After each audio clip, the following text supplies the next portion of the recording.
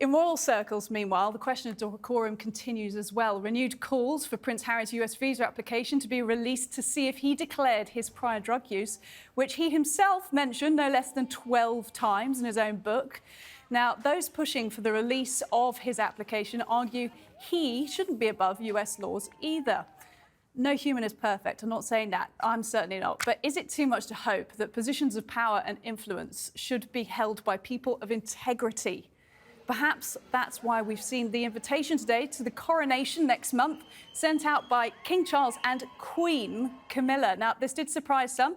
The couple now dropping the title of Queen Consort and going full Queen on this invitation, the culmination of a remarkable journey for Camilla, who without doubt has proven herself to be hardworking and graceful in her role. All of this begging the question, how forgiving can the public be? And what are the qualities needed to win in the court of opinion? Perhaps it's glitzy New York award ceremonies like the one Meghan Markle is attending next month to be recognised as a, quote, global role model by one of her close friends. People forget how hard women like you and so many others before you fought for us to just be where we are right now. Well, it's just, I mean, if you don't vote, you don't exist. Mm-hmm. I mean, you know, it is the only place where we're all equal.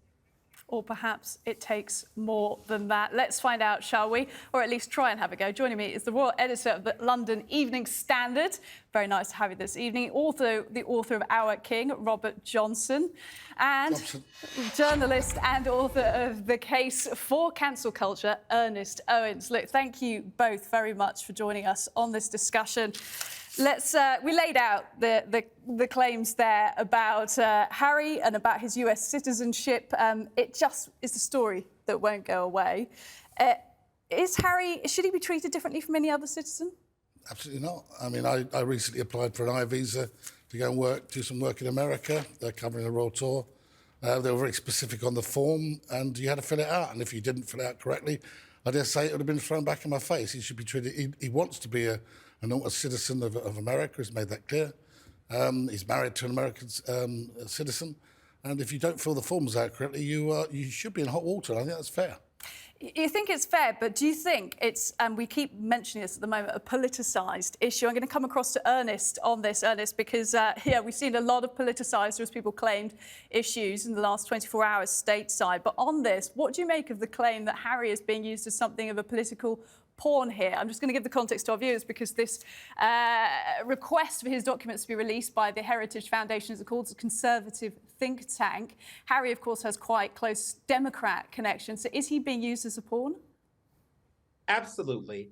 I think that there's a lot of unnecessary presumption being driven by conservatives over there in the UK. And I think that, honestly, they're being disrespectful to our customs. You know, who's to say that he did not go through the process correctly? Why is there so many assumptions based on things that are written in his book? I just think that it's really a bunch of people politicizing a bunch ado about nothing.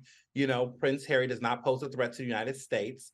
I don't think anyone would assume that he shouldn't be able to enter based on what is he doing? He's not a terrorist. He doesn't pose any criminal record that would suggest that he would be an endangerment in America. So I just think the entire conversation is just really a bunch of rubbish, to be honest. Well, I don't want to oversimplify it, Ernest, but I do get the impression that quite a lot of Americans do enjoy the British royal family. Is it not nice, to some extent, to have Prince Harry, even if he's not quite in the royal family anymore, over there in the States? You know, absolutely. I think that he has really embraced American culture. He is very modern. He's progressive.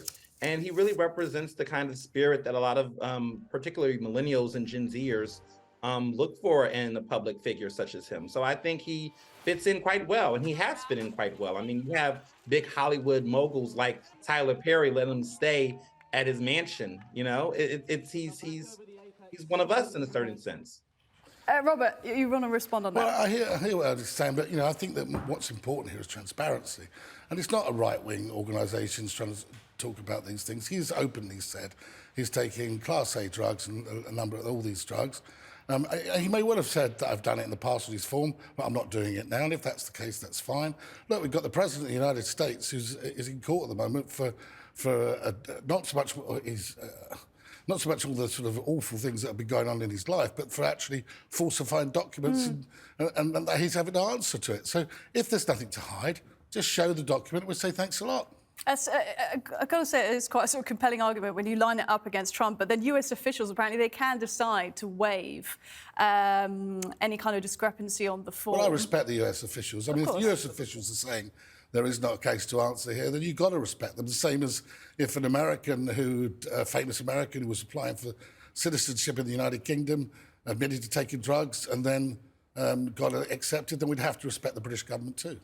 Look, I just want to ask you about some comments that we had today from Sarah Ferguson. Quite an interesting character, of course, in the great royal scheme of things. But when we talk about keeping one foot in and one foot out of the royal family, she said in an interview, you can't really do that. And she obviously has made her position very clear. And she's sort of carved it out quite cleverly, I think, in terms of trying to be a normal person. She's obviously kept her title. She's still got a voice.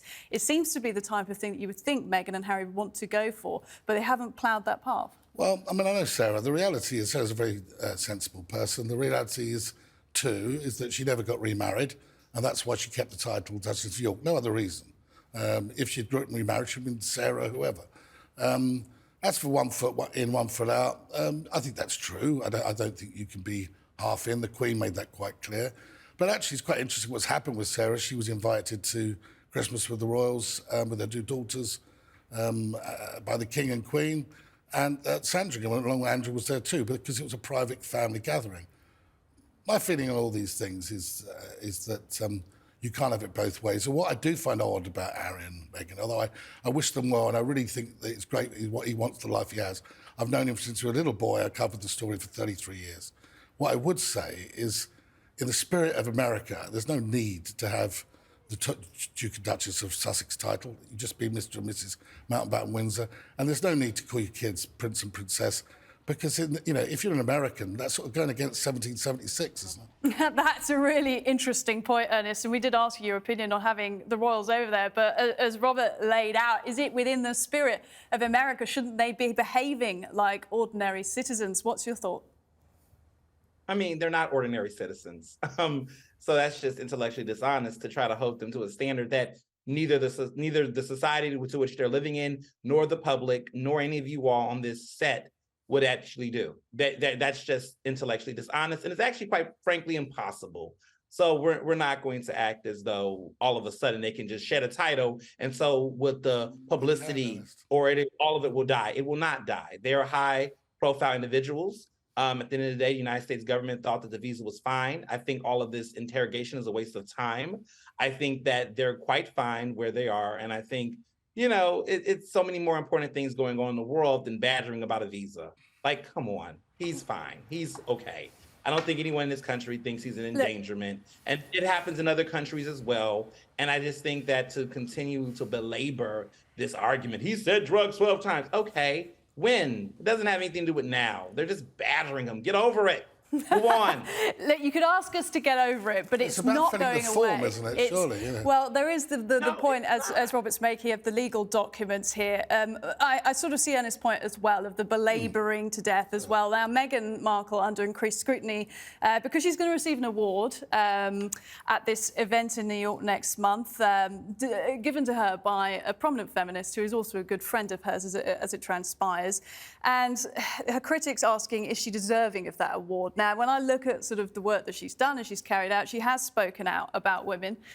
She has done that type of thing, but her critics saying, look, she doesn't really do that much. Well, I mean, on this one, I feel that she does deserve it. Prior to marrying Prince Harry, she was out there on this area.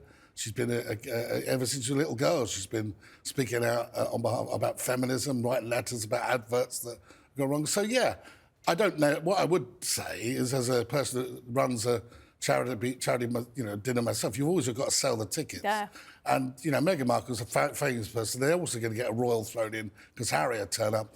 And these $15,000 ticket tables will sell because she's there. And that's a good thing, because if it empowers women and it empowers their voice, that has to be a good thing.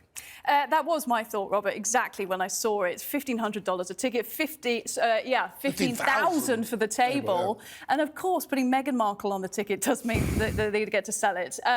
However, when it comes to Meghan Markle and how she is discussed in the United States, Ernest, I'll come to you on this because Robert brought up the point of kindness early. He's known the couple for a very long time.